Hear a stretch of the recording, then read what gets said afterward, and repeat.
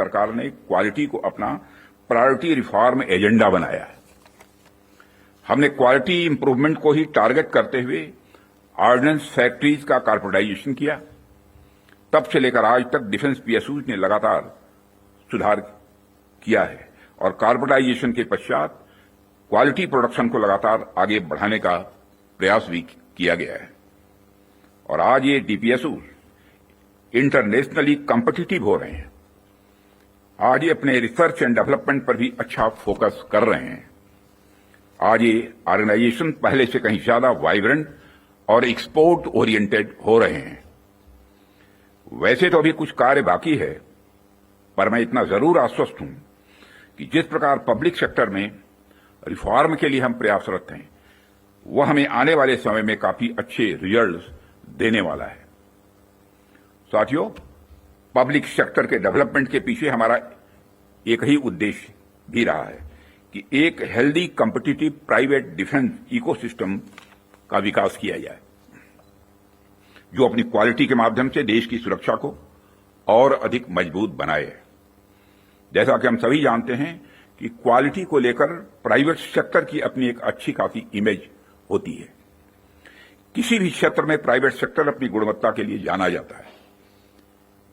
आज चाहे बड़े प्लेटफॉर्म्स हों या सिस्टम्स, एमएसएमईज हों या स्टार्टअप्स, हमने ऐसा प्राइवेट इंडस्ट्रियल बेस तैयार किया है जो देश के डिफेंस सेक्टर के विकास में सक्रिय भागीदार बन रहा है और उसे सशक्त कर रहा है। आज रिलीज होने वाले इंडस्ट्री 4 को भी मैं इसी संदर्भ में देख रहा हूं।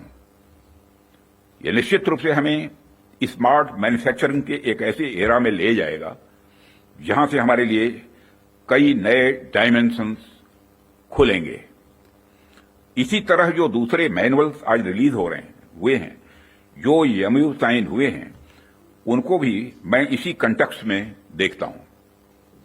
ये सभी प्रयास केवल सरकार के प्रयास नहीं हैं, बल्कि आप सभी का मिला जुला प्रयास इसमें शामिल है, इसीलिए यह संभव हो पा रहा है। साथियों, जैसा कि आप सभी जानते हैं, आज की दुनिया में सिर्फ प्रोडक्ट नहीं बल्कि एक मजबूत ब्रांड वैल्यू भी जरूरी है। जब मार्केट में असिमेट्रिक इंफॉर्मेशन फैली होती है, तब कंज्यूमर भ्रमित हो जाता है, कंफ्यूज हो जाता है। ऐसे में वही ब्रांड सफल होता है जो कंसिस्टेंट क्वालिटी और रिलायबिलिटी का भरोसा देता है। और यही कारण है कि हमें इंडियन डिफेंस इंडस्ट्री को एक स्ट्रांग और ट्रस्टेड ब्रांड बनाना ही होगा। इस संदर्भ में आज मैं आपसे एक महत्वपूर्ण अपील करने के लिए आप सबके बीच खड़ा हुआ हूं। यह अपील है एक मजबूत वर्ल्ड लीडिंग और state of the art brand India का निर्माण।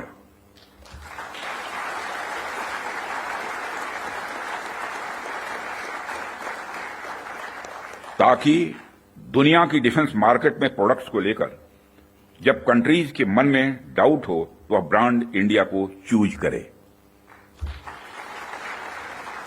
Whenever in doubt, go for India। यह हमारी यूएसपी होनी चाहिए, यही हमारी यूएसपी होनी चाहिए। ब्रांड इंडिया का मतलब है कि अगर किसी इंडियन कंपनी ने कुछ प्रॉमिस किया है तो वो होगा ही होगा, होकर ही रहेगा।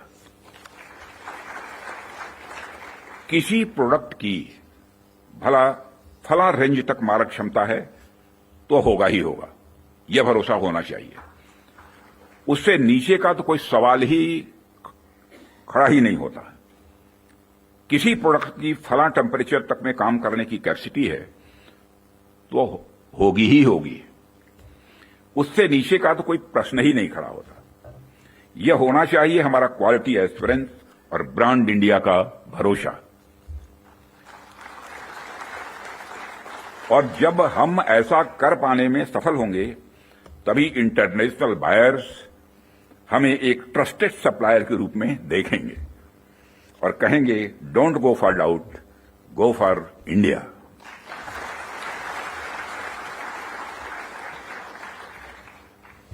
साथियों, मैं समझता हूं कि इस दिशा में प्रयास करने का यह सबसे उचित समय है, क्योंकि इस समय जो परिस्थितियां चल रही हैं उसे आप सब देख रहे हैं।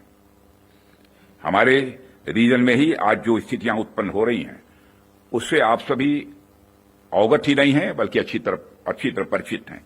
हमने हमेशा ही एक रिस्पॉन्सिबल नेशन होने का रोल बड़े संयम से निभाया है, सदैव निभाया है। हम लगातार इस बात के पक्ष कर रहे हैं कि समस्याओं का समाधान बातचीत के जरिए से हो, परंतु इसका अर्थ यह नहीं है कि हमारी सहनशीलता का कोई नाजायज फायदा उठाए। यदि कहीं कोई हमारे इस संयम का फायदा उठाने की कोशिश करता है तो उसे कल की तरह ही क्वालिटी कार्रवाई का सामना करने के लिए भी पूरी तरह से तैयार रहना होगा।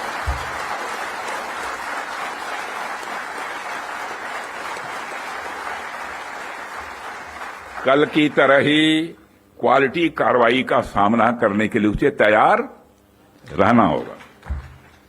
भारत की संप्रभुता की सुरक्षा में कोई भी हद हमारे लिए बाधा नहीं बनेगी, इसका मैं देशवासियों को भरोसा देता हूं। मित्रों,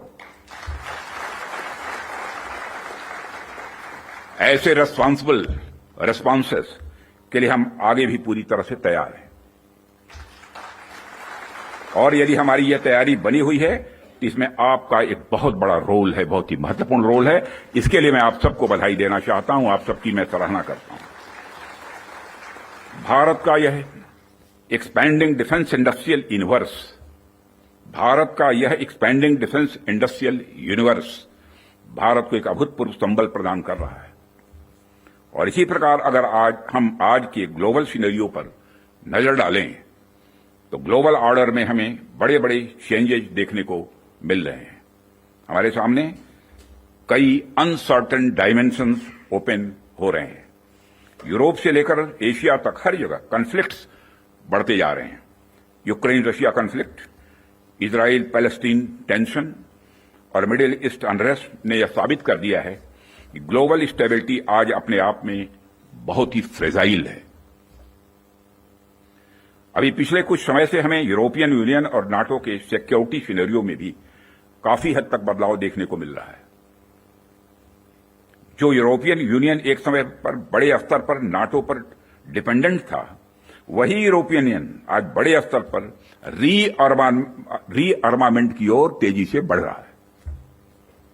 जाहिर सी बात है कि जब विकसित देश रीअर्मामेंट की तरफ बढ़ेंगे तो आर्म्स एंड इक्विपमेंट की डिमांड भी स्वाभाविक रूप से बढ़ेगी क्या, बल्कि मैं यह कह सकता हूं कि यह डिमांड लगातार नई ऊंचाइयां छू रही है। हाल ही में मैं Stockholm International Peace Research Institute की एक रिपोर्ट पढ़ रहा था, और अभी कुछ दिन पहले उन्होंने एक रिपोर्ट जारी की है, और उसी रिपोर्ट में यह बताया गया है कि वर्ल्ड मिलिट्री एक्सपेंडिचर 2024 में $2,718 बिलियन तक पहुंच गया है, जो अपने आप में मैं समझता हूं कि बहुत बड़ी बात है।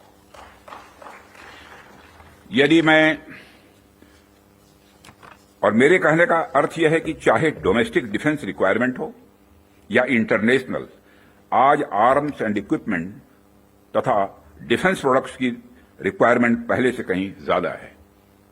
और आपके द्वारा किए जा रहे प्रयासों से इस देश का जो डिफेंस मैन्युफैक्चरिंग सेक्टर है, वह ब्रांड इंडिया फिलॉसफी के साथ विश्व में अपना सिक्का जमा सकता है। साथियों, ऐसा नहीं है कि यह बात मैं सिर्फ कहने के लिए कह रहा हूं, हमने पास्ट में ऐसा करके दिखाया है। यदि मैं आंकड़ों की बात करूं, तभी 2024-25 के फाइनेंशियल ईयर में हमारा डिफेंस एक्सपोर्ट अप्रॉक्सीमेटली 24,000 करोड़ के रिकॉर्ड आंकड़े को पार कर गया है, और यह हम सबके लिए प्रसन्नता की बात है कि हमने इस लक्ष्य को प्राप्त किया है। लेकिन हमें यहां पर रुकना नहीं है, हमारा लक्ष्य इससे कहीं अधिक बड़ा है, और हमने निर्धारित किया है कि 2029 तक डिफेंस एक्सपोर्ट को कि इस आंकड़े को बढ़ाकर हमको 50,000 करोड़ तक ले जाना है, और 2047 तक जब हम पूर्ण विकसित एक डेवलप्ड नेशन के रूप में खड़े होंगे, राष्ट्र बनेंगे, उस समय तब तक तो हमें दुनिया का सबसे बड़ा डिफेंस एक्सपोर्टर बनना है। लक्ष्य बड़ा होना चाहिए, तभी हम कुछ कर सकते हैं। इतने बड़े लक्ष्य की प्राप्ति के लिए बेहद जरूरी है कि हम अपने डिफेंस इक्विपमेंट की क्वालिटी को लेकर पूरी दुनिया में एक ट्रस्ट डेवलप करें। लोगों का दिल जीतें, लोगों का भरोसा जीतें। डिफेंस इक्विपमेंट का एक्सपोर्ट करने से पहले हमें इस ट्रस्ट को एक्सपोर्ट करना पड़ेगा। डिफेंस इक्विपमेंट का एक्सपोर्ट करने से पहले हमें उस ट्रस्ट को एक्सपोर्ट करना पड़ेगा, तभी यह होगा। साथियों, उसके लिए हमें क्वालिटी को लेकर किसी पर्टिकुलर डिपार्टमेंट की रिस्पांसिबिलिटी या प्रोडक्शन प्रोसेस के स्टेज तक ही सीमित करके नहीं देखना होगा, बल्कि क्वालिटी हमारी गाइडिंग फिलॉसफी होनी चाहिए, हमारा यह कल्चर होना चाहिए जो डिफेंस मैन्युफैक्चरिंग में शामिल हर डिसीजन, हर डिजाइन और हर प्रोसेस और हर इंडिविजुअल तक अपना इन्फ्लुएंस रखे। हमारा पूरा डिफेंस इकोसिस्टम तभी मजबूत हो सकता है जब हम क्वालिटी बेंचमार्क्स को गंभीरता से लेंगे। मुझे देखकर भी खुशी होती है कि आप लोगों ने क्वालिटी के महत्व को पहचाना है, समझा है, और जिस डेडिकेशन के साथ और जिस विचार के साथ आप क्वालिटी इंप्रूवमेंट पर ध्यान दे रहे हैं, वह निश्चित रूप से आने वाले समय में भारत के डिफेंस मैन्युफैक्चरिंग को एक नई ऊंचाइयों तक ले जाएगा, ऐसा मेरा पक्का विश्वास है।